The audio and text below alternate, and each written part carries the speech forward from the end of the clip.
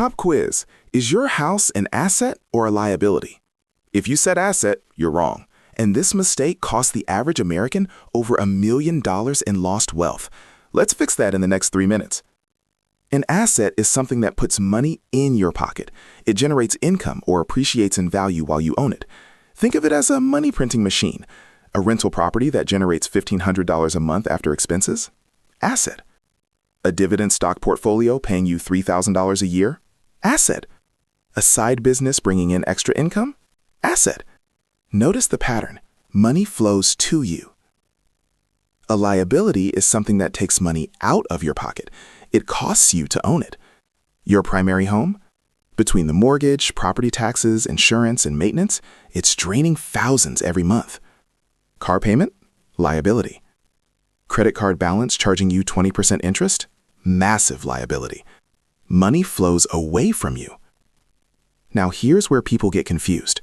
Can't your house become an asset if it appreciates? Only when you sell it and realize that gain. Until then, it's costing you money every single month. Real estate investors understand this. They buy properties that generate rental income from day one. That's an asset. Your home that you live in? That's shelter. Important, yes, but it's not making you money. Let's categorize some common things. Savings account earning interest? Tiny asset.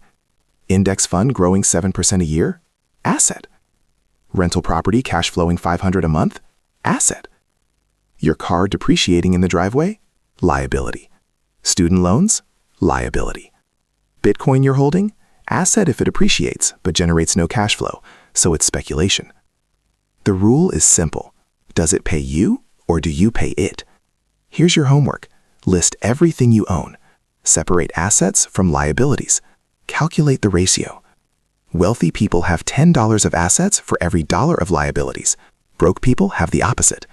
Your goal? Acquire more assets, reduce liabilities, and watch your net worth compound. Subscribe for more financial clarity every Tuesday and Friday.